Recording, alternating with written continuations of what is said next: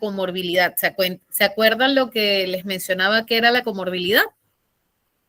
Que podían existir en conjunto más de un trastorno, es decir, pueden coexistir, pueden habitar más de un trastorno en conjunto al mismo tiempo, ¿sí? De hecho, hay trastornos que originan o desencadenan la presencia de otros, ¿sí? En el tiempo, esto no pasa de un día para otro. Esto, por supuesto, se va dando con el tiempo, ¿sí? Y uno de los trastornos más, digamos, predispuestos a desencadenar trastornos comórbidos es el TDAH, ¿ok? Muy bien. Recuerden que hoy deben finalizar su examen, ¿ok? Por allí tenemos fácil porque hay cosas, hay preguntas que seguramente las hemos repetido muchísimas veces, ¿no? Como el inicio, cuál es la fecha límite que tienen las personas para poder atribuirles que tienen, que pueden tener un TDAH. ¿Hasta qué edad debe haberse presentado esa sintomatología? O sea, debe haber estado presente por lo menos antes de qué edad. A ver, quiero ver si se ve completo. Sí, ahora sí, muy bien. Perfecto, vamos a dar inicio a nuestra clase. La clase de hoy es como la segunda, un poquito densa, así que les pido participación, hagan preguntas, intervengan, cuenten historias que se acuerden cuando, buenas tardes, Esther, cuando vayan viendo la clase, si por allí recuerdan una anécdota, algo que han visto, que ustedes mismos han vivido, es bueno porque eso nos ayuda a poder comprender mejor, ¿sí?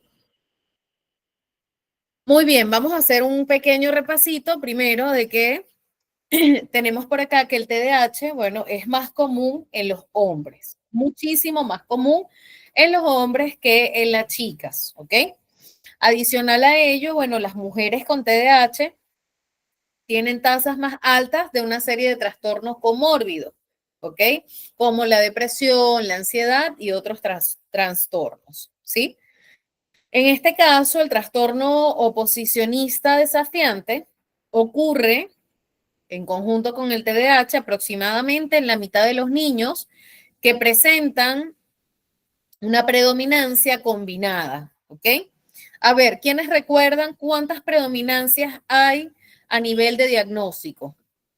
¿Qué me dice? ¿Cuántas predominancias tenemos según el DSM-5? ¿5, 2, 3? ¿Cuántas tenemos? A ver.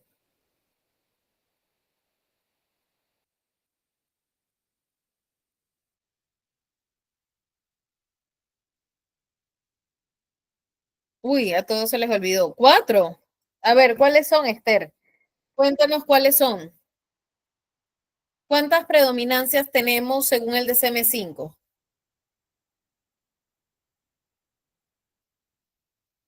A ver, ¿quién recuerda? Esther dice que 4. No, no, no, no. ¿Cuántos síntomas se deben presentar? No.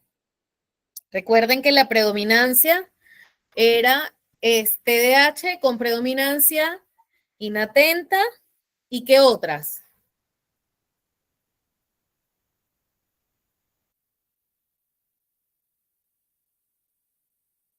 Lo que tú dices, Susan, es 5 características de sintomatología para poder establecer el diagnóstico y en el caso de los niños, 6 síntomas para poder llegar al diagnóstico. Claro que esto va acompañado de una historia, claro que esto va acompañado de otras características que tenemos que tomar en cuenta también, ¿ok?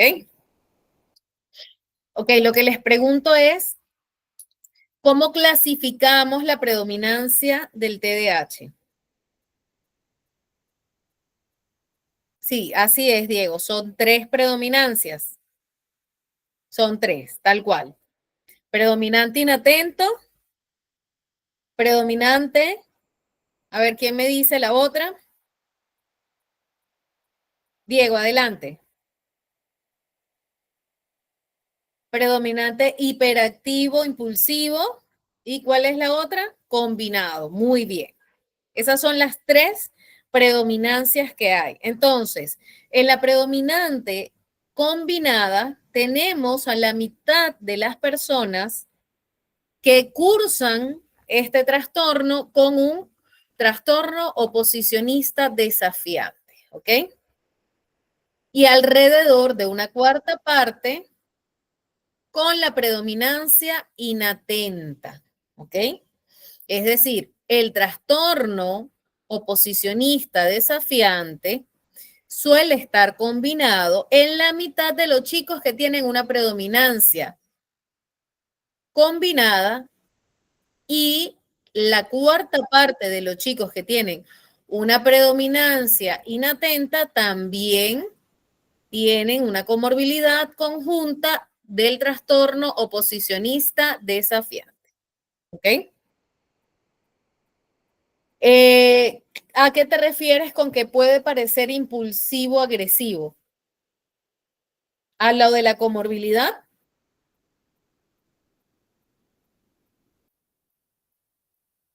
Chicos, pueden abrir sus micrófonos, no les dé pena. Recuerden que pueden levantar su manito. Ok.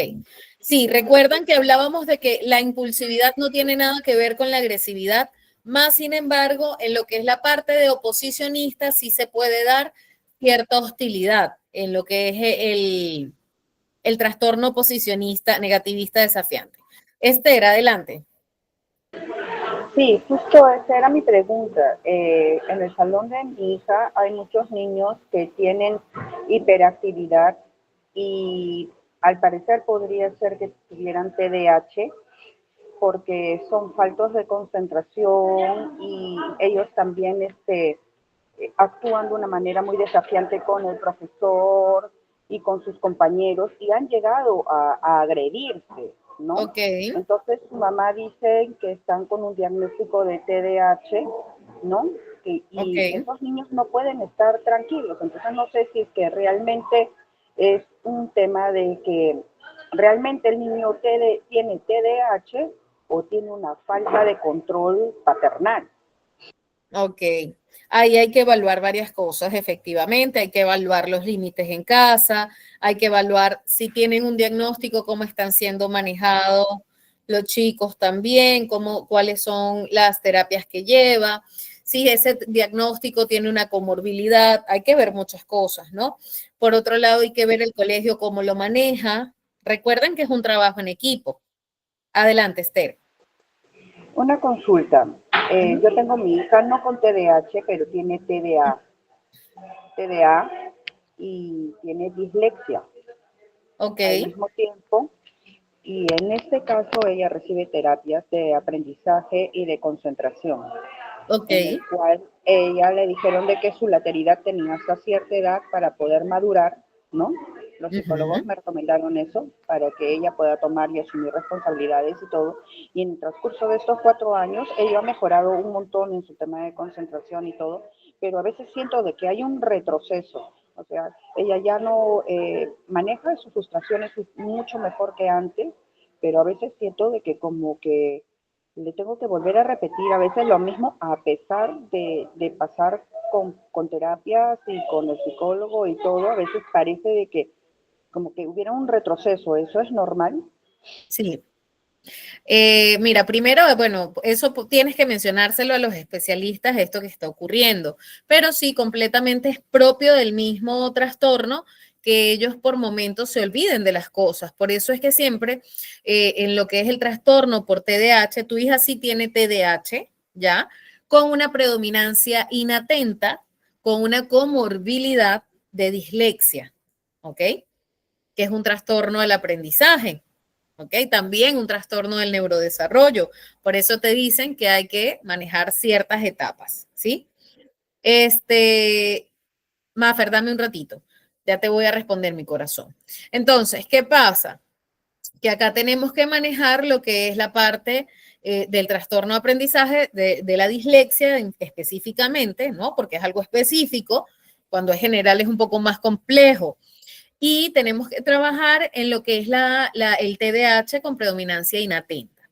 Ciertamente, todas las terapias, y esto se los digo en general, tienen subidas y bajadas. Y esto va a depender del entorno también, de la parte ambiental, de qué cosas pasan en casa. A veces pequeños cambios, pequeñas situaciones pueden generar resultados diferentes y posibles situaciones o momentos que atribuimos a un retraso o a un retroceso.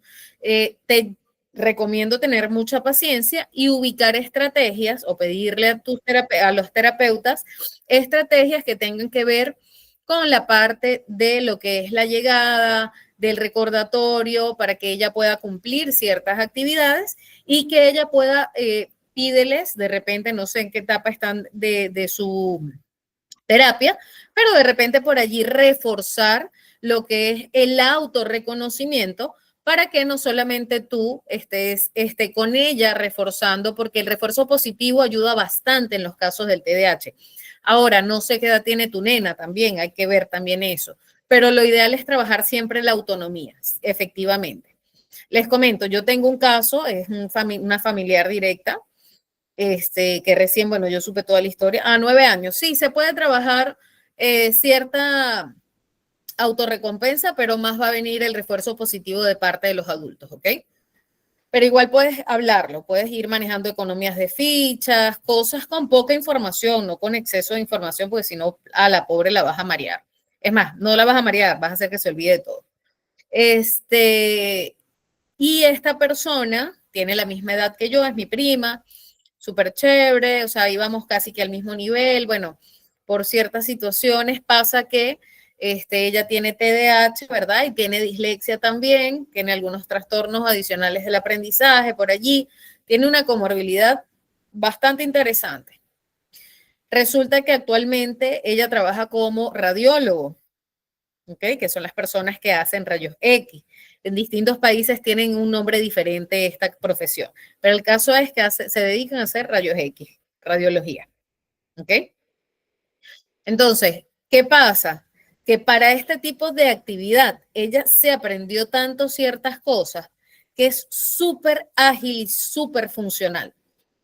Y no, al principio fue dificilísimo para ella, pero ayudó mucho la autonomía que le dieron sus padres en algún punto, porque no fue que la soltaron así nada más, como la soltaron ellos para que fuese adulta en algunos aspectos. La soltaron conmigo de apoyo, ¿no? Entonces, como yo era así súper viva, según ellos, súper vivaza, y entonces ya, ok, yo era su apoyo en muchas cosas, hasta que, por supuesto, yo tenía mis propias responsabilidades y ella se fue soltando por sí sola porque no podía yo estar siempre allí, y actualmente maravillosa, es una profesional excepcional en su trabajo. Excepcional, excepcional, que ya ahorita está estableciendo una relación de noviazgo súper chévere, súper lindo, todo muy bonito, ¿ok? Entonces, no es una vida perfecta, así como la de muchos no es perfecta, pero es una persona que se ha tratado tal cual y se le ha dado las mismas oportunidades y condiciones que a todo el mundo, ¿ok? Claro, con ciertos refuerzos, por supuesto, ¿no? Llevó terapia, llevó psicopedagogía y así. Por acá nos preguntaba una compañera, el trastorno del espectro autista, María Fernanda, tiene que ver con un trastorno del neurodesarrollo, pero la sintomatología es muy distinta a la del TDAH, ¿ok? Empecemos porque el autismo, la persona con autismo por lo general, o una de sus características principales, es que realmente no siente interés por la socialización. Y no quiero decir con que es una persona asocial o disocial.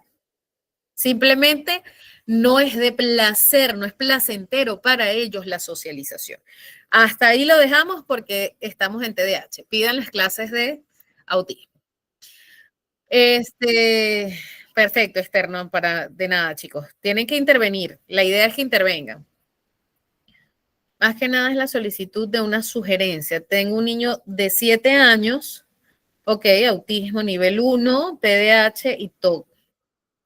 ¿Qué tipo de pictogramas me puede recomendar? Ya, dame un segundito. Te voy a pasar una página por acá que yo utilizo con mis pacientes y que se las recomiendo a las mamás porque me parece buenísima. Es súper práctica, sencilla, no nos complicamos mucho. Ya la he compartido con otros compañeros, Diego. Acá te envío, bueno, les envío a todos, para aprovechen todos el material, ¿ok? Listo, ahí está fijada la página de los pictogramas, Diego. Mis respetos, ¿ah? Esas comorbilidades tienen buenos retos. Y digo buenos retos porque no solo aprendemos de los chicos, aprendemos de nosotros mismos. La música ayuda muchísimo. Mi hija como con esa opción por concentración, la música ayuda. Hay deportes que también ayudan en lo que es la parte de concentración. La natación es un deporte bastante completo también que puede ayudar, ¿ok? Aunque parezca que, pero la natación en que ayuda, ayuda bastante, chicos. Hay que seguir indicaciones, hay que seguir pautas, entonces los relaja un montón, pero también les permite estar enfocados hacia dónde van, ¿ok? Orquestas infantiles, ay, qué lindo, qué bueno. Claro, tomen en cuenta también los gustos de los chicos, ojo, porque yo les puedo decir, la música ayuda mucho, pero resulta que la inteligencia múltiple que tiene mi hijo, uno es para la música y el otro es para el deporte, o sea, no podemos, ¿saben? Claro, siempre tenemos que promover el deporte en algún punto como calidad de vida, pero no forzarlos a que sean unos súper deportistas o unos súper músicos, no. Entonces tenemos que tener cuidado con las inteligencias múltiples que ellos mismos tienen de por sí. Yo llamo que eso es una codificación que nosotros tenemos por naturaleza en nuestra esencia, ¿no? Esa es nuestra naturaleza ya de por sí, va desarrollando y va afianzando, dependiendo de las experiencias que vivimos, esa inteligencia múltiple o ese don que nosotros podamos tener. Algunos le llaman don. En psicología le decimos inteligencias múltiples. Listo, Diego, tranquilo. Sí, el karate. Es que en realidad, chicos, todos los deportes sirven, ¿ok? No se enfoquen en uno solo, pero sí enfóquense en el que a sus hijos le funciona, ¿ok? A mí hay veces que me dicen, pero es que no, es que yo quiero que haga fútbol, ya pues, pero el muchachito no se va con el fútbol, no se da con el fútbol. Y resulta que el chiquito, no sé, se da con, tuve un paciente con autismo, solo autismo, no tiene TDAH, era autismo no verbal, ahora ya verbaliza e incluso conjuga oraciones, establece conversación, una cosa maravillosa. Estuvo conmigo durante un tiempo en terapias, luego pasó a terapias sensoriales, otras terapias y por ahí que entiendo de que va a regresar conmigo un tiempo más. Y este chiquito practica skate, imagínense. O sea, ese chiquito practica skate, una maravilla, o sea, no juega fútbol porque no le gusta, pues, por ahí que a veces quiere. Entonces, tenemos que permitirles a ellos también probar con lo que ellos nos piden. Nuestros hijos no están para complacer lo que nosotros queremos siempre. Muy bien, el trastorno de conducta ocurre en aproximadamente una cuarta parte de los niños o adolescentes con la presentación combinada, como les dije, según la edad y el entorno. Recuerden que el factor ambiental es un factor que va a determinar muchísimo la sintomatología, ¿sí? La mayoría de los niños y adolescentes con este trastorno de desregulación disruptiva del estado de ánimo tienen síntomas que también cumplen criterios del TDAH. Un porcentaje menor de niños con TDAH tiene síntomas que cumplen criterios de desregulación disruptiva del estado de ánimo, ¿ok? Es común que en el trastorno de desregulación disruptiva hayan síntomas de TDAH, más no viceversa, ¿ok? No quiere decir que no pase, no es común. Los trastornos de ansiedad, el depresivo mayor, obsesivo compulsivo y el trastorno explosivo intermitente ocurren en la minoría de personas con TDAH, ¿ok? Son pocos los casos donde se cursa con TDAH y trastorno obsesivo compulsivo, por ejemplo. Sin embargo, sí hay casos, pero no son la mayoría, ¿ok? Pero con mayor frecuencia que en la población general. Es decir, las personas con TDAH son más propensas a poder tener una comorbilidad a diferencia o a presentar alguno de estos síntomas o trastornos a diferencia de la población general. ¿Okay? No la población normal, porque población normal y anormal no tenemos. General, típica. ¿Ok? Aunque los trastornos por uso de sustancias son relativamente frecuentes, esta también es una categoría dentro del manual diagnóstico, ¿ok? Entre adultos con TDAH en la población general. A ver, acá qué les quiero decir. Las personas con TDAH son bastante propensos a desarrollar este tipo de trastornos, ¿ok?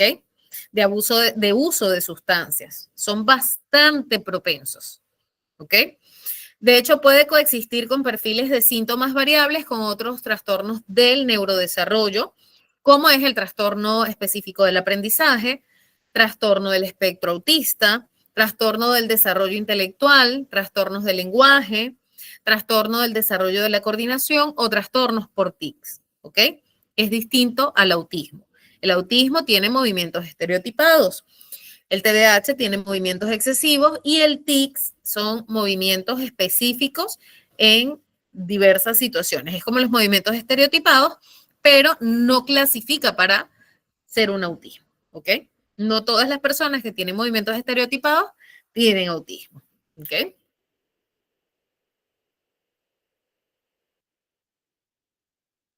Preguntas, comentarios.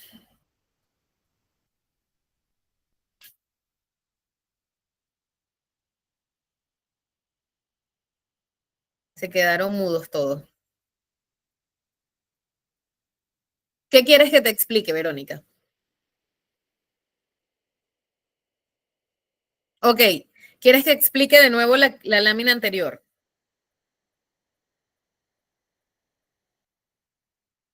Ya, vamos a regresar. Muy bien. Las personas con TDAH son propensas también a tener como comorbilidad un trastorno por uso de sustancias.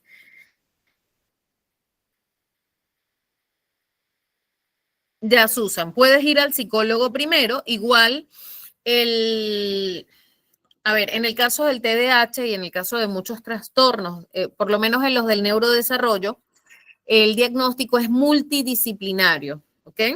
Entonces, sí, de todas maneras, tiene que intervenir el psicólogo y el neurólogo, ¿ok? De preferencia, pasas primero por psicología y de ahí te remiten a neurología, ¿ok? Muy bien. Entonces, ¿qué pasa? El trastorno, cuando hablo de un trastorno, tranqui, Susan. Cuando hablo de un trastorno por uso de sustancias, hablo de las personas que utilizan alcohol, drogas, ¿ok? Estupefacientes, ¿sí? Entonces, ¿qué pasa? Erika, adelante. Buenas noches, Miss, ¿cómo está? Buenas noches.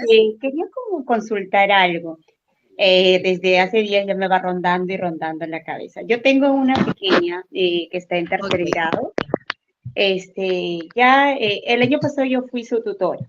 He hablado con la mamá y todo, pero este año observo más cambios en ella. Siento que la mamá no está apoyando como debe ser en casa. La vez pasada revisaba su cuaderno. Nosotros hicimos una clase pequeña. Las clases que realizamos no son tan extensas, más que nada para que tengan algo de contenido en el cuaderno, pero más trabajamos con libro, con dinámicas en clase, materiales concretos y ese tipo de cosas de acuerdo a las actividades que nos haya tocado esa semana realizar. Entonces, a la hora que yo reviso el cuaderno, me doy cuenta que la pequeña, no, sí, yo he mandado a llamar a la mamá en varias oportunidades, la cual no se ha acercado. En una oportunidad me dijo que no tenía tiempo, que iba a venir el siguiente lunes y tampoco se ha acercado. La niña copia todo al revés. Está copiando todo al revés y no hay ni un solo punto donde yo haya copiado que haya escrito tal cual como yo lo plasmé en la pizarra. No, todo lo copia o a veces inventa palabras o no sé de dónde saca y no se entiende lo que ha copiado. O sea, yo tengo que prácticamente volverle a escribir porque tengo que sí o sí corregirle, porque si no, ¿cómo repaso en casa? Y para que la mamita también vea que los errores que está teniendo, ¿no? Igual le apunté en la agenda, por favor, necesito con suma urgencia conversar, la había citado para el día de hoy, tampoco vino la mamá. O sea, ¿qué problema sería en el caso de esta pequeña? Mi vida, ahí hay que evaluar, ¿entiendes? O sea, esa información no es suficiente para indicar un posible diagnóstico, ¿ok? Y cuando hablo de evaluar es tener una historia, sí, se puede sospechar una disgrafia, ¿no? O sea, pero igual primero tienes que hacer una evaluación, ¿ok? Hay que hacer una revisión también de la vista. Por ejemplo, yo no me puedo lanzar, incluso como psicóloga, a hablar de una disgrafia sin saber si su visión está bien. En este caso, la pequeña usa lentes a mediados del año pasado porque a pesar de que yo la sentaba adelante, veía esos errores. Entonces hablé con la mamá y le dije, a ver, ¿qué tal si hacemos una cosa? La lleva al oculista, puede ser. Entonces estaba corta de vista, le compraron los lentes. De igual forma, ella siempre se sienta adelante porque usa los lentes, por ahí se dificulta en ver, ¿no? Pero Ok. igual también le pasé el reporte a la psicóloga, pero parece que todavía no le ha hecho el seguimiento porque Ujú. a raíz de que ya no viene la mamá, ya para conversar, ya escapa de mis manos, yo hago el reporte a la psicóloga para que ella la pueda evaluar y de esa manera hablar con la mamá y pueda darse Ujú. cuenta de que algo está sucediendo con la pequeña y si no le damos las herramientas necesarias o la ayudamos, ella va a seguir creciendo, va a pasar de grado y como que es como que la estuviéramos olvidando, ¿no? O sea, yo Sí, siento esa parte de parte de su mami. Si yo te llamo con urgencia, ya no te estoy pidiendo vente a conversar conmigo, no, de suma urgencia, por favor, pero nada, ni una llamada. claro, ahí yo pediría una evaluación neuropsicológica. Eso es lo primero, para poder ver. Descríbele a su mami. O sea, envíale un mensaje y dile, o sea, si ella no se acerca, entonces usa el recurso. Me imagino que quizás tienes una agenda, un número de teléfono y dile que estuviste consultando y que bueno, que si ella, que por favor, tiene dos opciones. Uno, acercarse para que inicien la evaluación con el psicólogo escolar o dos, presentar un informe neuropsicológico de la niña y una evaluación de que sus lentes han sido ajustados, porque te preguntaría, cuando le colocaron los lentes, ¿hubo un cambio, hubo una mejora, no hubo una mejora? No, en este caso, un tiempo como que igual seguía todavía teniendo esas dificultades, pero al menos ya veía un poquitín de cambio, ¿no? Pero es como le decía la mamá, es en la ayuda que usted le da en casa, cómo estamos guiando, si estoy revisando los cuadernos, si me preocupo cómo le fue en el colegio, ese tipo de cosas, pero ahora yo noto en ella a dificultad de que ya no está transcribiendo bien en el cuaderno, también ya está más dispersa en clase, emocionalmente también ya está, como que hay momentos cuando recibe una nota o recibe una baja calificación o recibe que en el cuaderno pues le han corregido prácticamente casi todo. Yo la observo, o sea, me detengo, les mando a hacer una actividad, pero estoy observando a cada uno de mis alumnos. Por eso me dicen, Missy, ¿cómo me ha visto y por qué menciona mi nombre? Yo le digo, es que la Miss tiene 4 ojos, siempre les digo, que estoy viendo. Entonces ya veo que está más triste, más así. Entonces yo creo que eso también ya le está afectando, ¿no? Totalmente, totalmente. Y también hay que evaluar la parte emocional en casa, a ver qué está pasando, pues no. Pero sí, de todas maneras hay que hacer una evaluación completa, ¿ok? Entonces, nada, comunícate con ella, dale esas dos opciones y en dado caso, pues, puede ser que también puedas hacer un reporte a dirección en el cual si la mamá no responde, ya puedan llamarla desde allí. Pues no, incluso directamente creo que el psicólogo podría hacer un llamado también, ¿ok? A ver, los tiempos de trabajo, bueno, no sé de dónde, tú estás en dónde, en Lima, en Perú, Sí, me decía Erika, a mí, ¿tú sí, estás en dónde? ¿Desde qué país estás? en Perú, Ah, ok, perfecto. O sea, los tiempos, no sé si estás en Lima o en provincia, porque en también Lima, varía. Ok, En- los tiempos en Lima, yo vivo en Lima y los tiempos son caóticos, estresantes, súper complejos, ¿verdad? Claro, no significa de que no podamos atender. Hay quienes no sabemos la realidad de esta mamá, no la podemos juzgar. Allí yo te recomendaría que pidas apoyo con el área psicológica, cosa que a veces no se da en los colegios, y es que pueda tener una reunión virtual también. Así como nosotros estamos aprendiendo a través de la virtualidad, también nos enseñó la pandemia de que pueden haber reuniones de este tipo de forma virtual, ¿ok? Entonces, yo te recomendaría eso, o sea, ahí las mamás tienen como que menos opción a no poder presentarse, ¿ves? Entonces, por ahí yo daría esa opción. Yo como psicóloga escolar, perdón, daría esa opción. Yo la manejo con mis papás y me funciona. Sí, le he estado como que insistiendo a la psicóloga porque voy diciendo, pasando reportes, ¿no? De pequeños que voy observando, a pesar de que este año yo ya no sea tutora, simplemente la profesora de curso, siempre me gusta Ujú. observar en cada salón que voy porque enseño varios salones, no solo ver la parte académica, sino ver cómo están trabajando en lo emocional. Entonces, me tomo ya que los días lunes tengo un horario de atención, me tomo la molestia de llamar al papá mediante la agenda o a veces yo misma si tengo por ahí el número, señora, le cita para tal día, yo necesito, y de preferencia que conmigo, o sea, yo les atendí por teléfono, pero a veces me gusta conversarlo en persona, porque como por teléfono a veces ellos entendieron otra cosa y lo dejaron pasar, como una mamá la vez pasada se acerca y dice, ¿cuánta es la diferencia, Miss, de yo poder conectarme con usted, de conectarme por un teléfono, sino en forma presencial? Ahora entiendo muchas cosas. Entonces, como le digo a la mamá, ¿no? Cuán importante es venir, aunque sea una vez al mes o una vez al bimestre, a preguntar. Así mi hijo tenga buenas notas y vaya bien en el colegio, probablemente hay otros aspectos que le falta o hay que cómo ir ayudando en casa, cómo va en clase, siempre venir a preguntar. Yo le digo, ¿cómo han cambiado los años? Antes el papá se tomaba la molestia de ir al colegio, preguntar por su hijo, cómo iba, su avance. Hoy en día todo es el WhatsApp o una llamada o por ahí a veces usan la agenda para responderte o a veces ni eso, ¿no? Entonces es Ujú. complicado. Pues, el día a día sí es un poquito a veces tedioso. Igual he estado insistiendo a las Justamente, psicólogas que la ujú. entrevisten, ¿no? Lo más urgente posible. Fíjate, ciertamente no es lo mismo virtual que presencial, sin embargo, justo lo que tú mencionas, ¿no? Cómo han pasado, cómo han cambiado las cosas.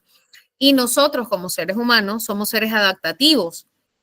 Entonces tenemos que trabajar en esa adaptación. Esa es parte de nuestra realidad actual. Entonces quizás los tiempos se acortan, las dinámicas familiares son muy distintas y lo que yo siempre invito es no hacer una llamada, porque no es igual, sino a conectarte quizás en una videollamada o en un Zoom. Entonces es un poco más directo, o sea, que te tomes el tiempo de repente de instaurarte por ahí. Siempre cuando son reuniones así, sí o sí les pido cámara encendida. Cuando son reuniones con los papás, cámara encendida. No hay forma de que atienda un papá con la cámara apagada si es un tema del ámbito de psicología escolar, ¿ok? Pero se les da esa opción, por último, ¿ya? Sí, primero cito personalmente. No puede, les doy la opción de virtual, pero con cámara encendida. Entonces, por allí tienes una llegada, pues, ¿no? Tenemos que ser seres flexibles y adaptativos, ¿ok? Muy bien, continuamos. Entonces, queda claro de que el trastorno por déficit de atención e hiperactividad es propenso a comorbilidades como en el caso de lo que es el trastorno por uso de sustancias y bueno, también por supuesto puede coexistir, es decir, puede darse a la par, es como cuando tengo gripe, tengo un virus y tengo también migraña, ¿ok? Tengo dos síntomas, o sea, dos situaciones sintomatológicas diferentes al mismo tiempo. Entonces, tengo trastorno por déficit de atención y también tengo autismo. Tengo un trastorno del neurodesarrollo, que todos estos son trastornos del neurodesarrollo, trastorno específico del aprendizaje, con un trastorno del espectro autista más TDAH. Puedo tener un trastorno del desarrollo intelectual, con un trastorno del lenguaje y un autismo. ¿Entienden? Todas estas son comorbilidades que se pueden dar. Y también, por último, el trastorno del desarrollo de la coordinación y los trastornos por tics, que les decía, los movimientos estereotipados no son el único síntoma para poder detectar un autismo, ¿ok? Verónica, eso lo mencionamos a inicios, no son tipos, sino predominancias. TDAH con predominancia inatenta, predominancia hiperactiva impulsiva y lo que es la predominancia combinada.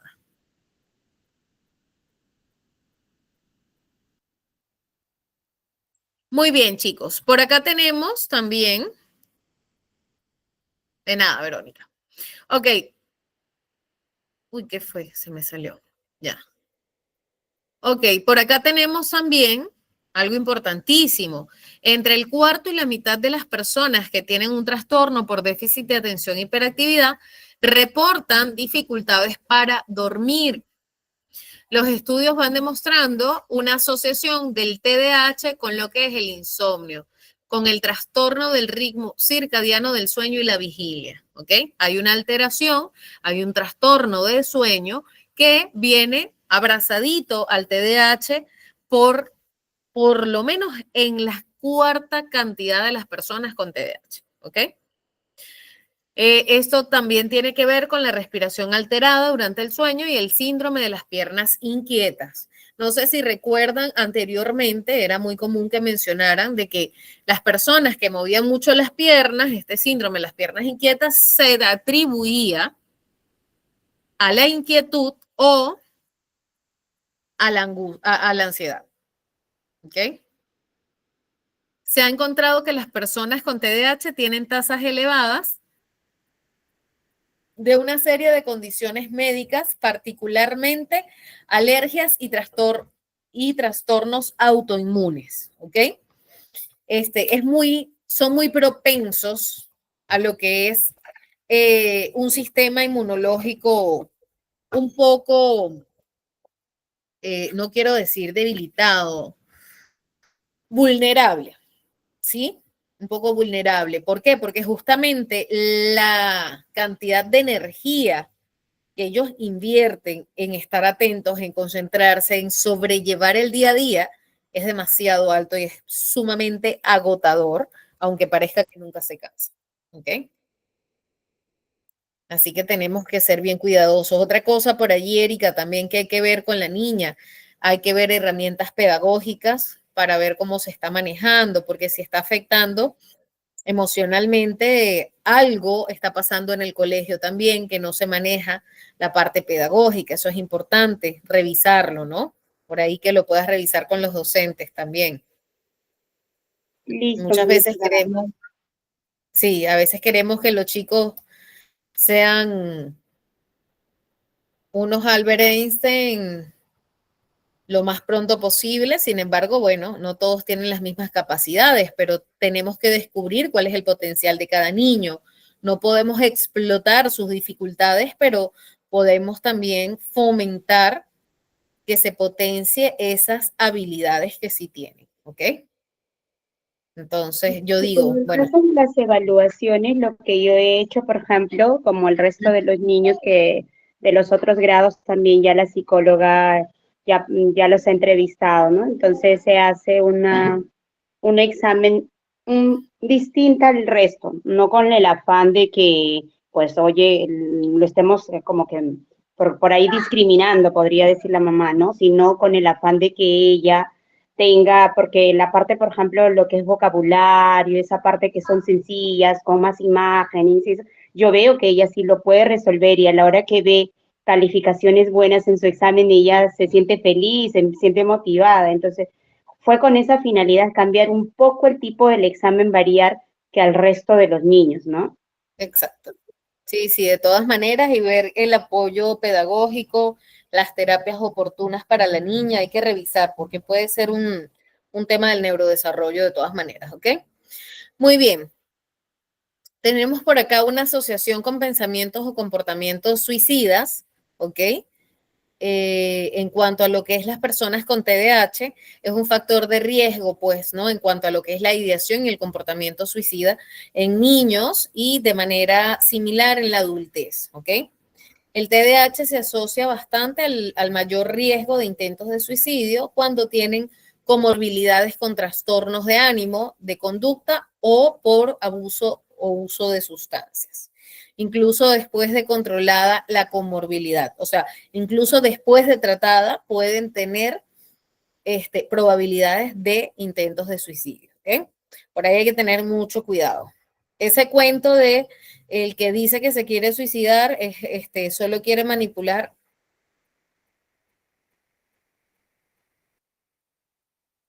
No. Una cosa es que lo diga y que no lo llegue a ejecutar, pero la idea está ahí y nunca sabemos cuándo esa persona está dispuesta a actuar. Así que no podemos tomarlo como una manipulación. Tenemos que brindar el soporte para trabajar en la salud mental de esa persona. ¿Ok? Muy bien. Consecuencias funcionales del trastorno por déficit de atención con hiperactividad. En el caso del TDAH, está asociado a lo que es un rendimiento escolar y académico que se ve reducido, ¿ok? Pero no necesariamente siempre es por un tema de comorbilidad con un trastorno de aprendizaje. Puede ser por un tema de atención, por impulsividad, por varias variantes. Por eso tenemos que estar trabajando constantemente con el psicólogo escolar.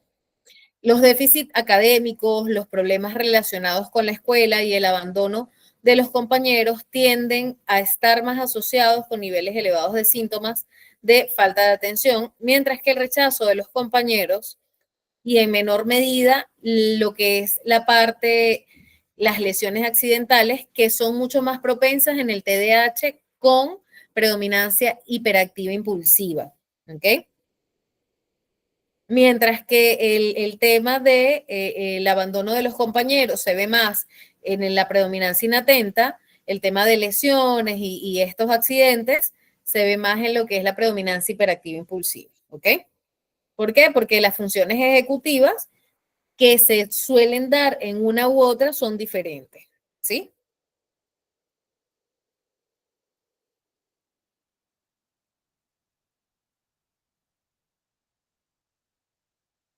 Ok. Por lo general, esto no necesariamente es así. No sé si recuerdan el video que vimos la clase anterior. ¿Quiénes recuerdan el video que vimos en la clase anterior? A ver, levanten la manito. Ariana, Erika.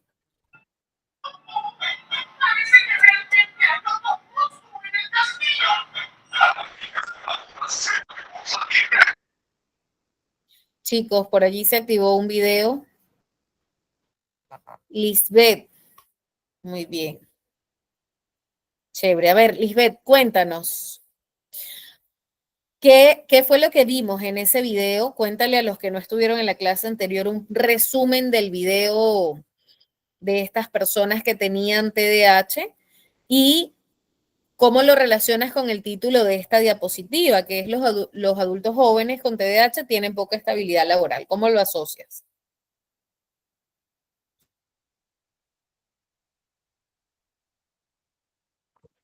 Buenas noches Buenas con todos. noches.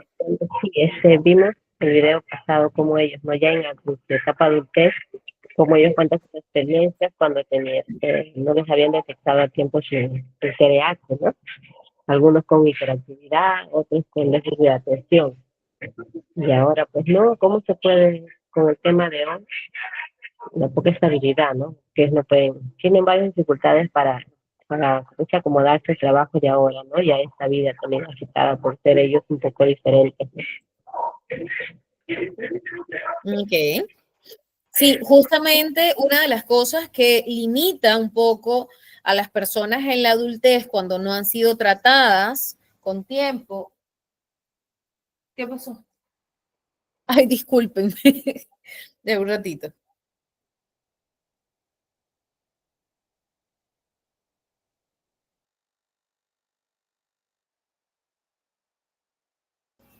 Disculpen. A ver, me fui.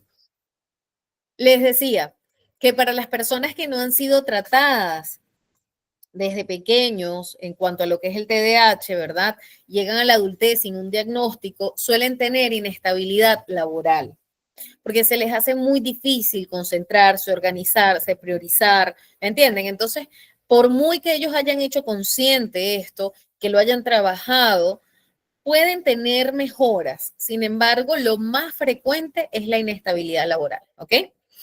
Adultos que tienen TDAH muestran un desempeño ocupacional un poco bajo, logros, asistencia, tienen una mayor probabilidad de desempleo, así como un elevado conflicto interpersonal, por lo que es común encontrar un TDAH con comorbilidad de un trastorno depresivo, de un trastorno ansioso en la adultez, ¿ok?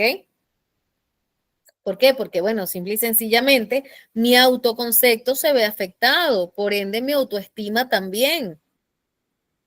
Y de allí se genera una tristeza permanente que puede llegar a convertirse en una depresión, que genera incertidumbre permanente, que despierta un estado de alerta constante y desencadena también un trastorno de ansiedad, un trastorno ansioso depresivo, aparte del TDAH, ideación suicida, complicado.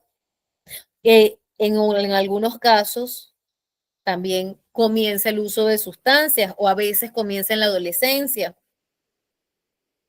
por la necesidad de experimentar y buscar placeres que sienten que no logran cumplir o satisfacer, y es un tema completamente hormonal, dopaminérgico. ¿Ven por qué no podemos etiquetar? Complicado, ¿no?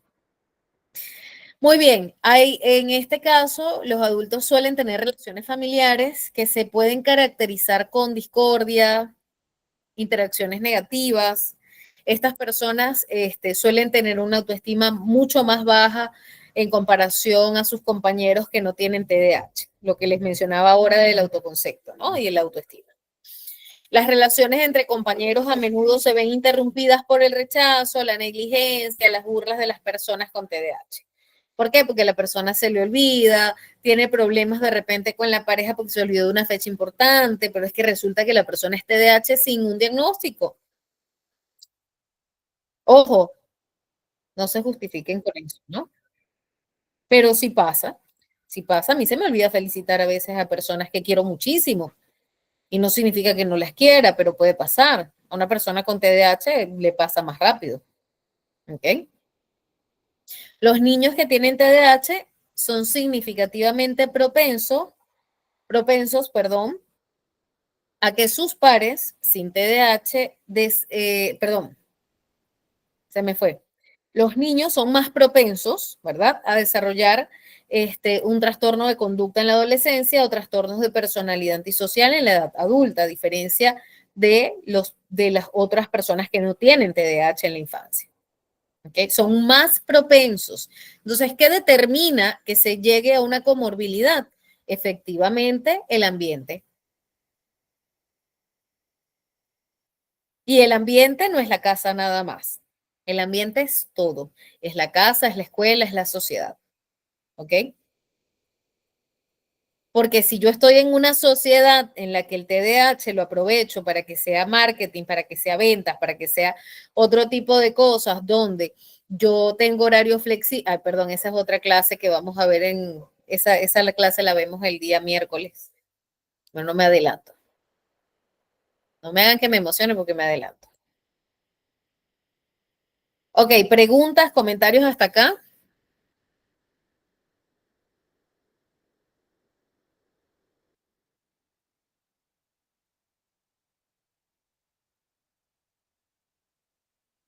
Se quedaron mudos. ¿Qué pasó?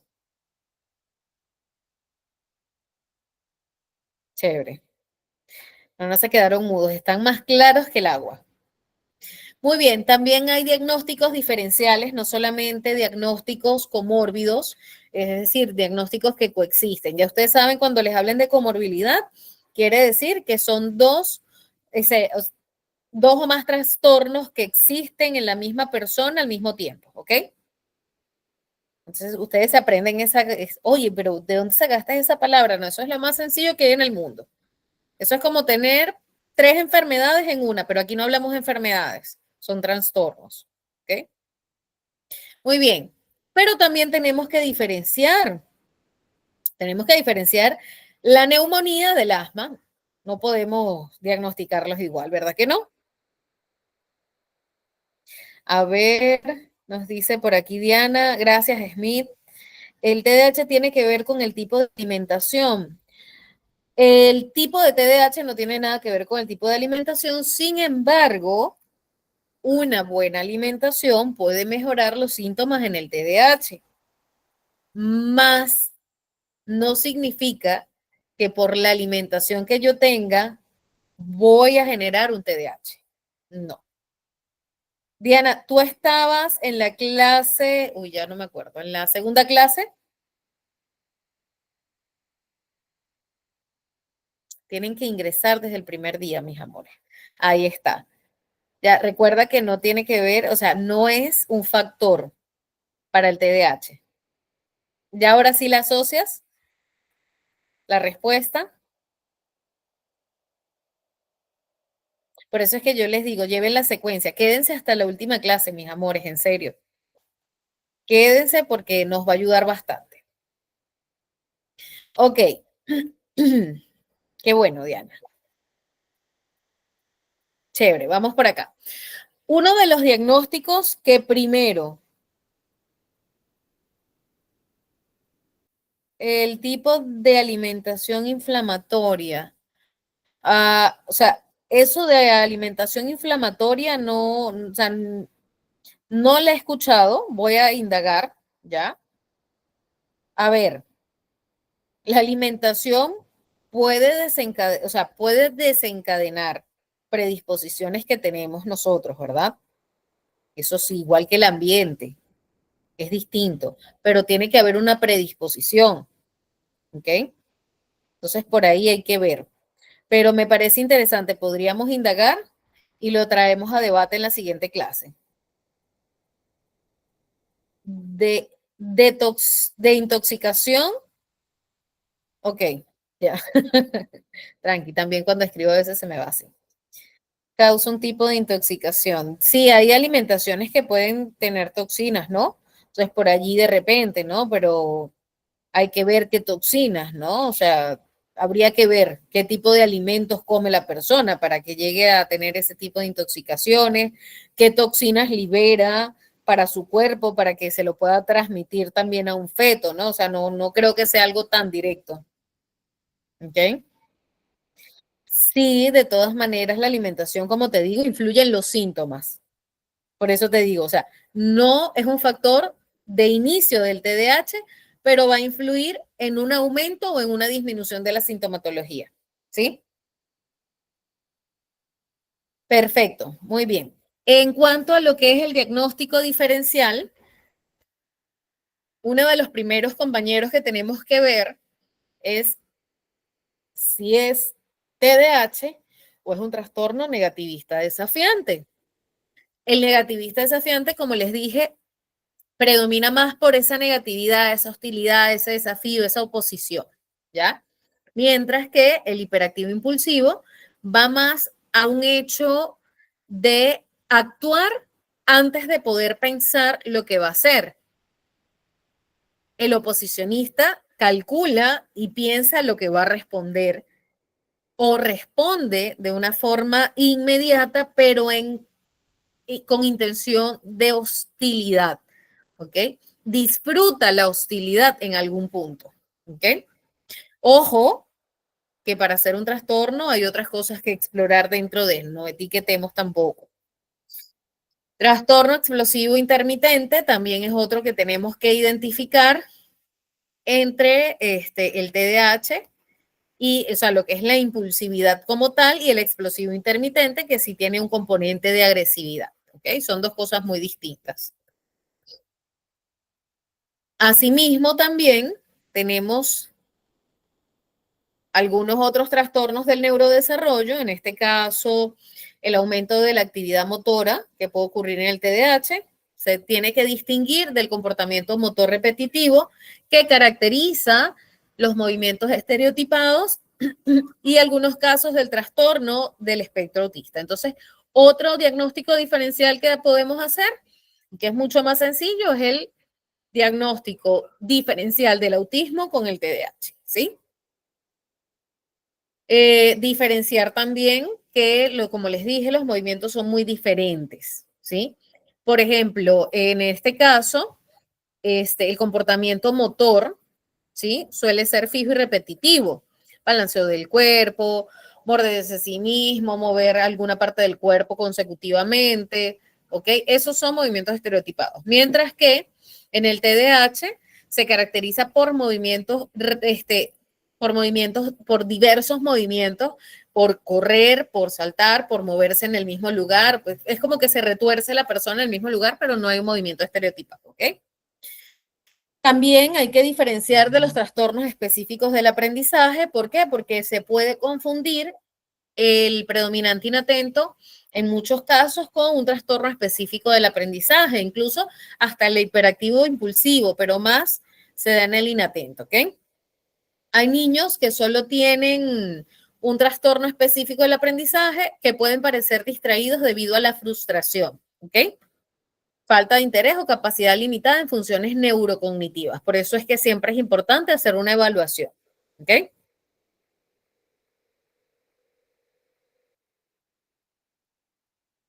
Las personas con trastorno del espectro autista muestran falta de atención, disfunción social y comportamiento difícil de manejar. A diferencia, en el caso de las personas con el autismo, sobre todo es esto de la disfunción social que les decía. Hay una, no es una dificultad, sino un interés reducido en la interacción social, ¿ok? En el caso de los niños con trastorno del espectro autista pueden mostrar rabietas, pero a la incapacidad de tolerar un cambio en el curso esperado de los acontecimientos. Para ellos los cambios son muy bruscos, ¿ok? Mientras que los niños con TDAH pueden portarse mal o tener alguna rabieta durante una transición importante debido a la impulsividad, ¿ok? Más, no es tanto por el cambio, sino por la impulsividad, ¿ok?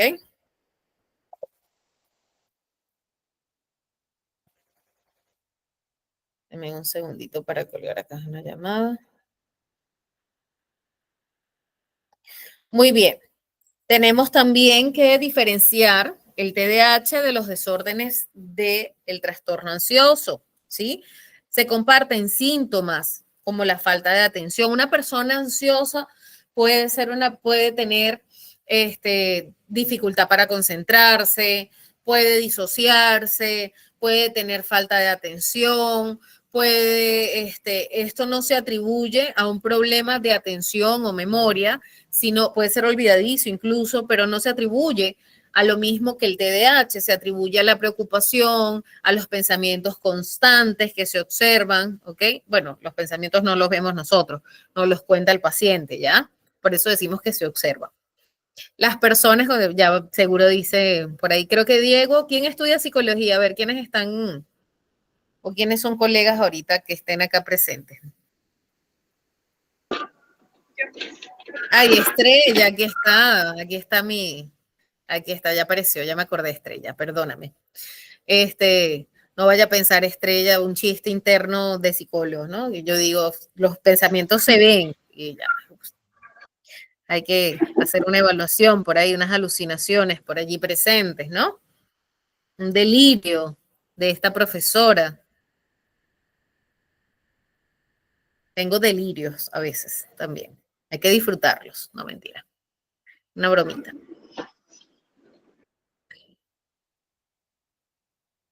Diego se ríe también. Diego sabe de lo que estoy hablando. Diego, ¿tú estudias psicología o eres psicólogo?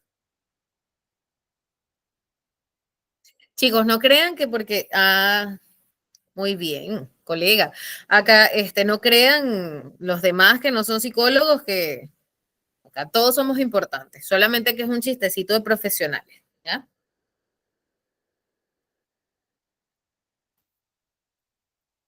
Muy bien, la inquietud incluso puede verse en los trastornos ansiosos, ¿no? Pero no, como les decía, o sea, es por un tema de preocupación, no por un tema de necesidad de movimiento, no. En cuanto a lo que es el TDAH, el síntoma no está asociado con la preocupación y con esa rumiación. ¿Qué es rumiación? Rumiar es pensar constantemente en una misma situación, ¿ok? De hecho, esta palabra rumiación, a ver, ¿alguien sabe por qué se llama rumiar? ¿Alguien conoce de dónde viene esa palabra? Me encanta. De verdad que el que la inventó, o sea, lo máximo. Cómo se asocia incluso la parte biológica, animal, con el ser humano. Es una cosa maravillosa. Masticar, pero ¿por qué será asociado con cosas del pensamiento? Ajá, viene de ahí, de la rumiación de la vaca. El proceso de masticar la comida pasa por varios estómagos, ¿no? Entonces va y viene. Buenas noches, María. Ok, como María recién llega, María termina de dar la clase el día de hoy. Mentira, chicos. Entonces, claro, es este proceso de que va y viene, se repite, va y viene, ¿verdad? Hasta que se procesa muchas veces en nuestro cerebro, esa rumiación no llega a procesarse. Ese pensamiento va, viene, a veces se incrementa, ¿ok? Entonces, bueno, por eso viene esa palabra. Las dificultades de concentración están asociadas con el trastorno, también se puede dar con lo que es el estrés postraumático. Ojo, no, hay que diferenciar entre un estrés postraumático y un TDAH también. ¿Ok? Eso también tenemos que verlo. Si la persona no está atravesando una situación de estrés postraumático, perdón, a veces también tengo mi dislalia por ahí. Tranquila, mi corazón, nunca es tarde. Más vale tarde que nunca, ¿ya? Ok, otra cosa, chicos, que acá se los coloco. A veces los padres pasamos por alto, minimizamos síntomas relacionados a algún trauma, ¿ok? De nuestros hijos. Y muchas veces los maestros o cuidadores desconocen la exposición del niño a algunos eventos traumáticos. Ahora me entiendes, Erika, cuando te digo que tendría que hacer una evaluación completa primero para yo poder comenzar a tener hipótesis. O sea, primero tengo que hacer una historia clínica y de ahí comenzar a evaluar para luego tener una impresión diagnóstica, para luego corroborar mi diagnóstico. A veces cuando vamos al psicólogo queremos resultados inmediatos, pero en psicología la cosa es paso a paso también, por eso es una ciencia, ¿ok?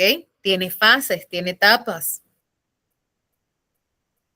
¿sí? Que cuando les digan, ay, ¿qué vas a hacer yendo a alguien que nada más te va a escuchar? Que lo confirmen los compañeros, colegas acá presentes. Mientras estás en una consulta, es como si mentalmente, y ojo, no es una alucinación ni un delirio, esto es real, o sea, es como si tu mente abriera 1000 libros y a su vez tienes que prestar una atención y una escucha absoluta, y no solamente a nivel auditivo, sino a nivel visual. Entonces ahí es como que todo está activo. Por eso es que cuando terminamos las consultas, terminamos así. La voz, la entonación, todo. Ya aquí estos colegas que me están escuchando saben que yo tengo algo de TDAH. Súper agotador, pero divino. Es un agotamiento divino, sobre todo cuando tienes resultados con los pacientes. Es una cosa maravillosa. A ver. Sí, las terapias toman su tiempo para ver avances, totalmente. Así es, así es. Hoy justamente atendí a una paciente que le dije, bueno, corazón, ya estamos cerca a comenzar el proceso de el alta. Dijo, ay, no, es parte de, tranquila, que tampoco es tan rápido, pero te voy avisando de que ya vamos a entrar en esa etapa, porque tenemos que prepararlo. Se vive un duelo cuando ya damos una alta terapéutica. Y adivinen que el duelo lo vive el paciente y también el terapeuta. A mí no me van a venir con cuentos de que somos tan objetivos que no vivimos. Nosotros también extrañamos a los pacientes, porque se crea un vínculo, es imposible, somos seres humanos. Claro, tenemos que ser lo más objetivos posibles en el momento de atender, ¿ok? Sí se puede. Muy bien, entonces tenemos que tener cuidado con esto, ¿no? Tenemos que ver, pues, diferenciar si es un desorden de ansiedad, si es un pues, estrés postraumático, oye, mira qué ha vivido el chico, oye, qué ha vivido el adulto, cuéntame cómo ha sido su historia de vida. O sea, si yo no tengo eso, yo solamente tengo, ok, es inatento, check, tal cosa, check, check, check, pero no tengo su historia, no tengo nada, ¿ok? Así tal cual, sépanlo. Tengo todo y no tengo la historia y no tengo la visión objetiva de un profesional, tengo una presunción nada más. No tengo nada para un diagnóstico. Tengo un indicador para que pueda ir al especialista, sí, pero no puedo etiquetarlo, ¿ok? Entonces, con eso seamos bien cuidadosos porque sí es importante que respetemos mucho la salud mental del otro. Ok, hemos hablado de los trastornos depresivos, también hay que diferenciar.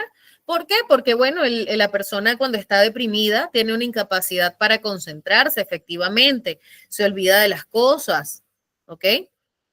Entonces, por allí que hay que ver eso. Y en el caso del trastorno bipolar, pueden tener una mayor actividad, poca concentración, mayor impulsividad, pero esas características son episódicas. Cuando hablo de que estas características en el trastorno bipolar son episódicas, ¿por qué tengo que diferenciarlos con el TDAH? En el TDAH, ¿la impulsividad es episódica o es permanente?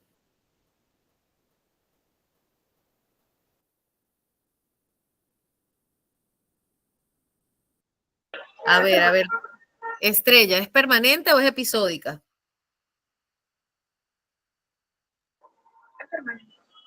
Permanente. Así es. Hoy van a sacar 20 puntos todos. Si sacan 20 puntos porque las clases salieron buenas, así que espero aquí las flores. No, no me gustan las rosas. Mis flores verdes, las flores verdes, todos, los jades y esas cosas maravillosas y hermosas que hay aquí en Perú. Unas bellezas de flores, de verdad. Ok, volvemos nuevamente aquí porque si no yo me disperso de nuevo y hablamos de otras cosas. El aumento de la impulsividad, chicos, es para que se relajen un poquito porque la clase es tensa, imagínense ustedes, ¿no? Por lo menos lo que es la parte en el caso de los niños con TDAH puede mostrar cambios de humor significativos en el mismo día y la habilidad es distinta de un episodio maníaco o hipomaníaco, ¿ok? Pueden durar 4 a más tiempo. O sea, generalmente los episodios maníacos o hipomaníacos duran un periodo prolongado de por lo menos 2 meses, 2, 3 meses, ¿ok? Entonces hay que ir viendo por allí esa permanencia, mientras que en las personas con TDAH la impulsividad se da mínimo durante 6 meses y no es que aparece un día, otro día no, no, eso es en distintas actividades aparece la impulsividad todos los santos días. Entonces imagínense lo complicado que es ser TDAH y lo complicado que es tener familiares TDAH, tener alumnos TDAH, pero lo más difícil de todo es serlo, ¿ok? Así que tenemos que ser muy compasivos. Ok, muy bien. En adolescentes y adultos puede ser difícil distinguir el TDAH del trastorno límite de la personalidad, del trastorno narcisista y otros trastornos de personalidad. Algunos trastornos de personalidad tienden a compartir características de desorganización, intrusión social, desregulación emocional y desregulación cognitiva. Sin embargo, el TDAH no se caracteriza por el miedo al abandono. Las autolesiones, cosa que sí es particular del límite, el miedo al abandono, característico del narcisista, ¿ok? La desregulación, perdón, me fui para acá. la ambivalencia extrema u otras características del trastorno de la personalidad. Puede ser necesaria una observación clínica. Escuchen esto. Acá se los voy a remarcar de nuevo. Ya te voy a dar el pase, Maritza. Puede ser necesaria una observación clínica prolongada. Es decir, no tiene un tiempo corto. ¿Ok? Tenemos que ser pacientes. Maritza, ¿querías preguntar algo?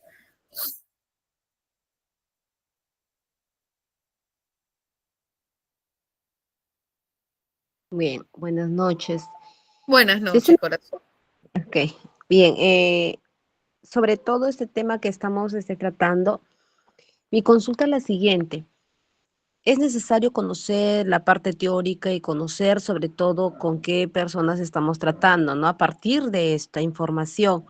Mi pregunta o mi inquietud es, ¿qué pasaría, por ejemplo, si en el aula tenemos estudiantes con estas condiciones o estos trastornos, pero que uno tiene que limitarlos o puede darles el mismo trato como a todos, darles la misma exigencia, pero sabiendo que no te van a dar el 100%, ¿no? Sabiendo que no te van a dar el 100%, pero puedes plantearles la misma situación. ¿Qué pasa si uno le exige o sea, lo mismo que el resto, sabiendo que no te van a dar, A pero ver, puedes dar resultado? va a Puedes dar depender, resultado. va a depender de las diferencias de cada niño, va a depender de las capacidades cognitivas, va a depender de muchas cosas, ¿ok? Al igual que todos los niños neurotípicos, va a depender de muchas capacidades. Sin embargo, en el caso del TDAH, lo que mejor funciona es darle lo mismo, pero de forma segmentada. No darle, o sea, ¿qué pasa?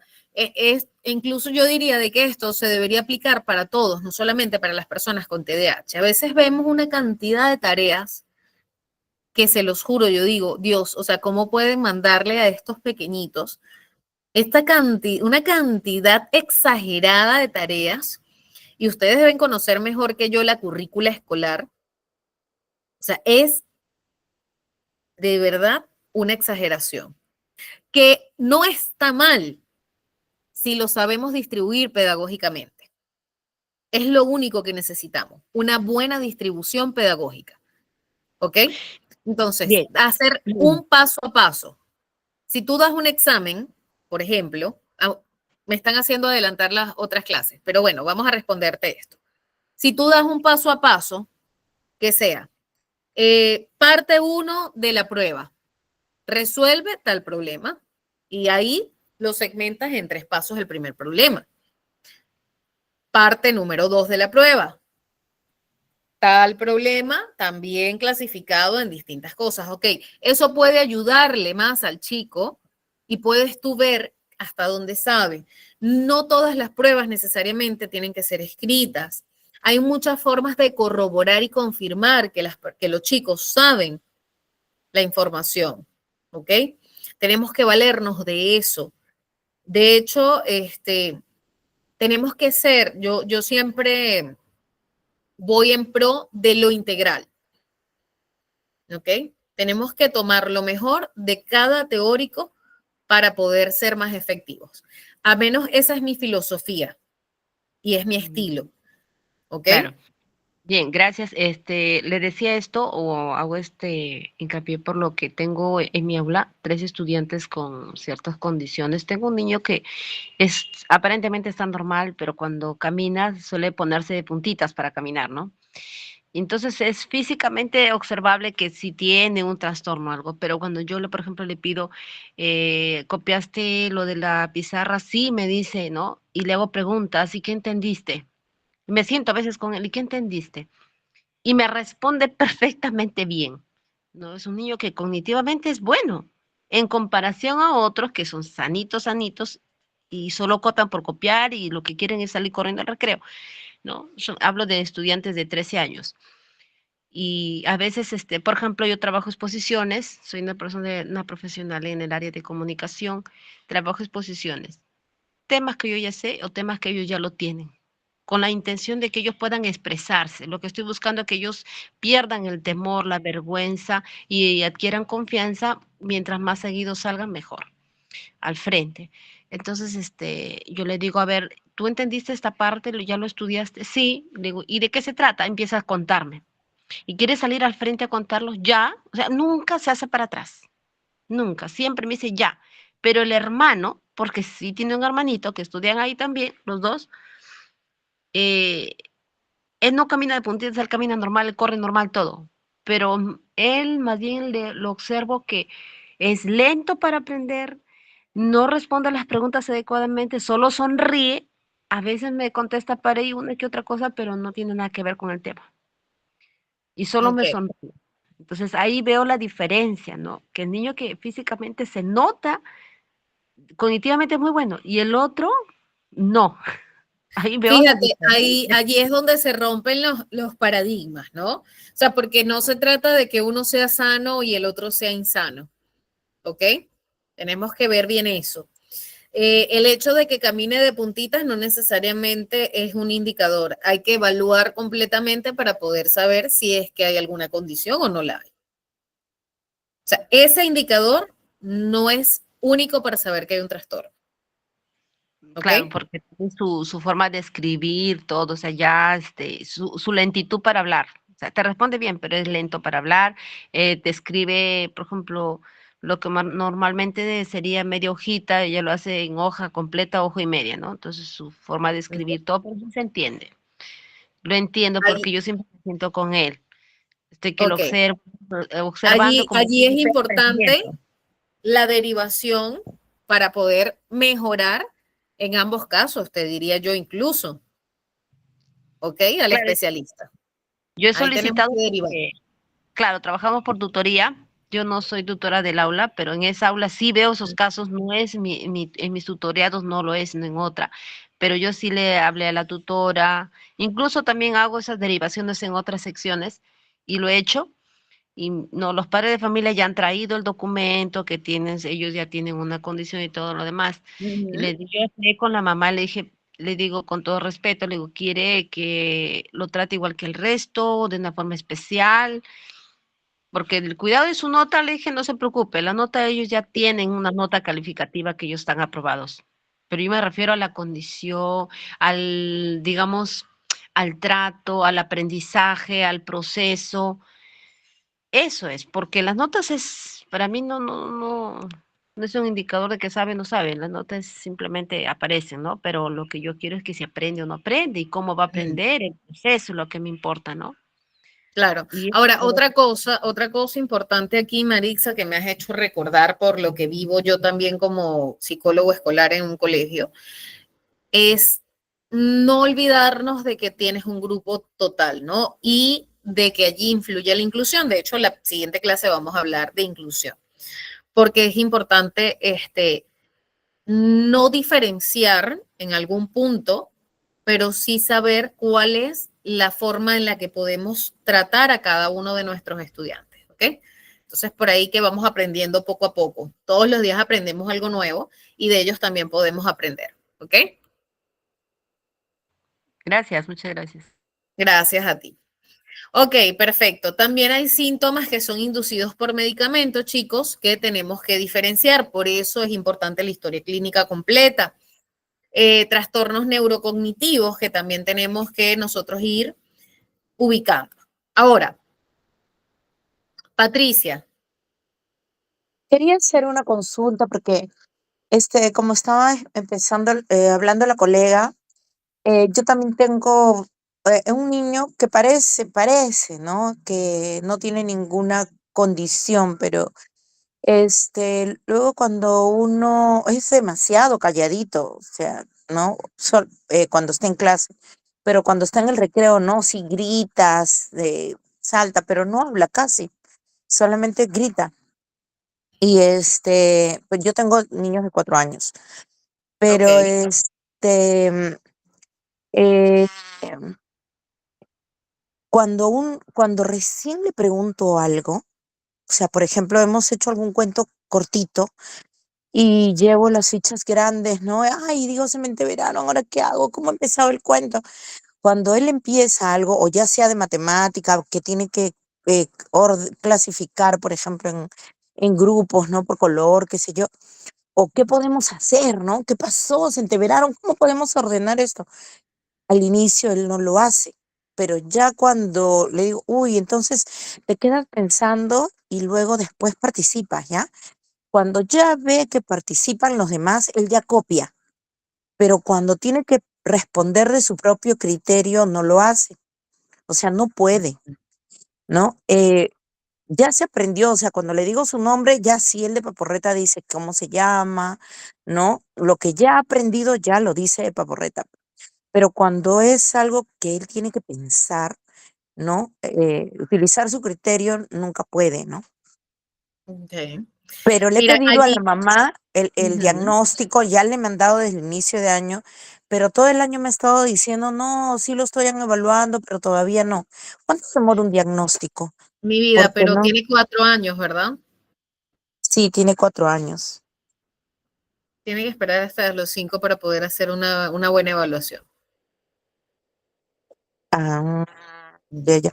Pero sí le han recetado, o sea, bueno, está yendo a terapias de Ya, trabajo, creo que le llaman, terapia de trabajo ocupacional. ocupacional y está asistiendo con la psicóloga. Ok, Ha mejorado a comparación de cómo ok. se portaba al inicio, pero no llega a responder con criterio como los demás, ¿no? Ok, esos son síntomas de un posible, o sea, una impresión diagnóstica, son síntomas de un posible autismo, ¿ya? Sin embargo, no es una edad adecuada para establecer el diagnóstico. Entonces, lo ideal es que el niño pase por neurología, tal vez ya pasó, quizás la mamá se quiere reservar el diagnóstico. Miren, esto, yo creo que nosotros tenemos que infundar una nueva cultura a nivel educativo, ¿no? Somos responsables de esta parte. Y es que, ¿qué pasa? Que muchas veces se tiene el estigma hacia el docente de que comenta como en forma de chisme, ¿no? O sea, pero eso no es real. A veces entre colegas comentan estas cosas, es como nosotros, desde lo profesional para poder encontrar herramientas, ¿no? Entonces, por allí que hay que saber nosotros, los que sean docentes, discernir cuando hablan de un alumno, bien sea tratar de manejar no el nombre del alumno o manejarlo con colegas de otras instituciones que no conozcan a los chicos.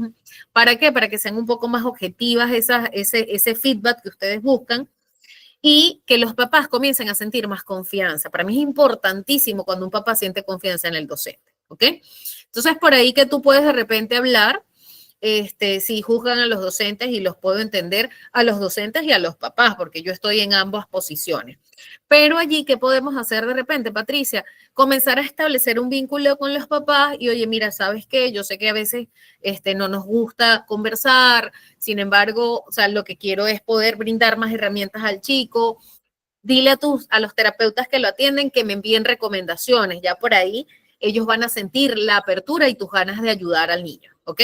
Más allá de pedir un diagnóstico, primero comienza con esto de a poquito, ¿sí? Erika. Sí, quería acotar algo. Lo que pasa es que también es de acuerdo a las edades. Un niño de 3 años y un niño de 4 años no se va a desenvolver igual que un niño que está en la primaria. Es un proceso. Si el niño tuvo la estimulación adecuada desde pequeño, probablemente va a ser un niño que va a hablar más claro, un niño que va a expresar sus emociones con mayor facilidad. Entonces, ahí no es como hablaba con una colega, ¿no? No podemos decir, oye, este niño ya tiene tal cosa porque es tímido, este niño ya Ajá, tiene tal cosa porque está calladito. Probablemente ese pequeño, porque yo hasta el año pasado también enseñaba el nivel inicial, entonces ahí ves la diferencia a veces, ¿no? Enseñar primaria e inicial es un gran cambio. A veces en el total. inicio de la cabeza te tienes que parar para que te escuchen, te entiendan y se pueda expresar y darle esa confianza, ¿no? Pero cada uno tiene un mundo diferente y va trabajando a su ritmo. A Así veces es. nosotros podemos querer que corra 3 pasos, pero hay niños que van a correr un paso y es de acuerdo también a la estimulación que el pequeño haya recibido desde antes, ¿no? Tiene mucho que ver. Es por eso que yo, por lo general, desde mi criterio personal, profesional, no personal, subjetivo, doy diagnósticos a partir de los 6 años, en general. ¿Por qué? Porque a esa edad yo tengo mayor precisión con un estudio neuropsicológico. No, pero es que tal prueba dice que la puedes aplicar antes. De verdad, en mi práctica profesional me ha funcionado mejor desde los 6 años las evaluaciones. ¿Ok? Exacto. Antes solo uso como una impresión diagnóstica o algo presuntivo, como dice nuestra compañera Estrella, y trabajo en la sintomatología, como dice Patricia. El niño está llevando terapia ocupacional, me parece genial. O sea, atender los síntomas, 2, 3, 4, 5 años, genial. Diagnóstico, 6 años. ¿Ok? Incluso a veces tarda un poquito. A veces un diagnóstico se puede demorar hasta 6 meses. Depende del caso. E incluso más. ¿Ok? Por lo general se da antes, pero va a depender de los casos. Muy bien, mis corazones, mis amores bellos, preciosos. Las personas con TDAH, por lo general, tienen una alta tasa de mortalidad. En gran parte es debido a accidentes, a lesiones, y también puede haber una probabilidad elevada de lo que es la obesidad e hipertensión entre las otras personas, ya que estas personas suelen no medir lo que es el contacto con el placer. Recuerden que hay una alteración en lo que es la parte del sistema dopaminérgico. Recuerden también de que hay una disminución en lo que son las funciones ejecutivas, por ende no puedo medir a veces cuáles son algunos peligros, ¿sí?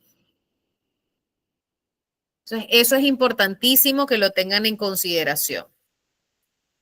Yo creo que sí nos da tiempito de poder ver una parte de este video.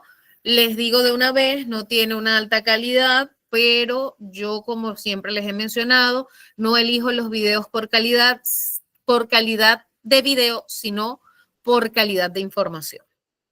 Estrella. Levantaste tu manito. A ver. Te escucho. Miss, disculpe mi micro.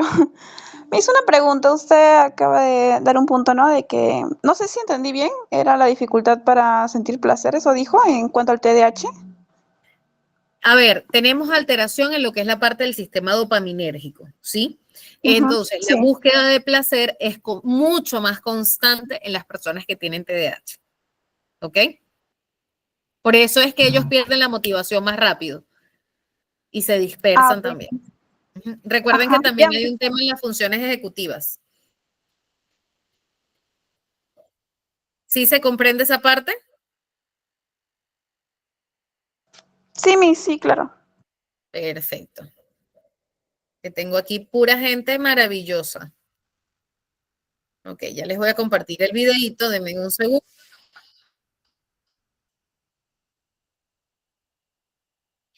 Ok, a ver, para compartir de nuevo.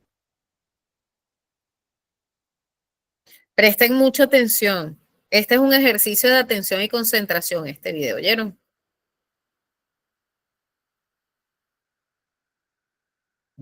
Ah.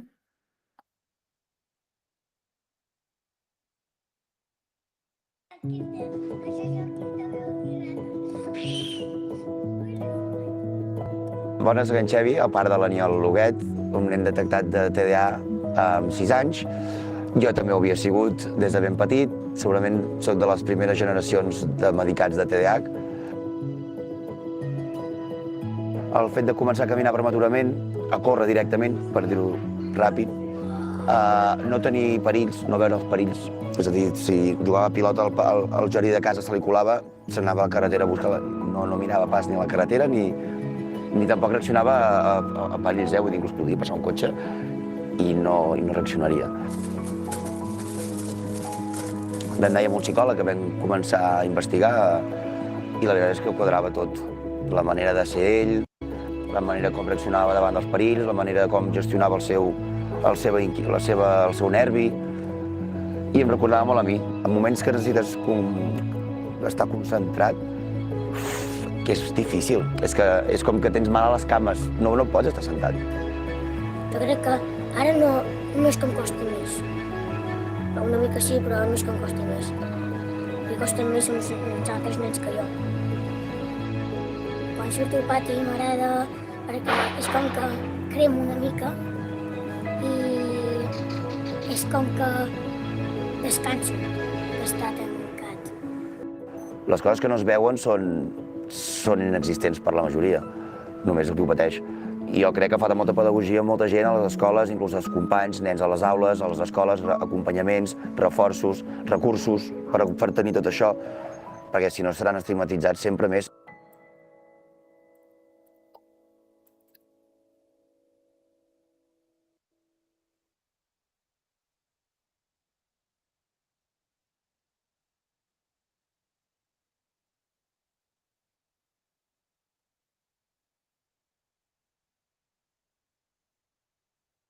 Ok, muy bien.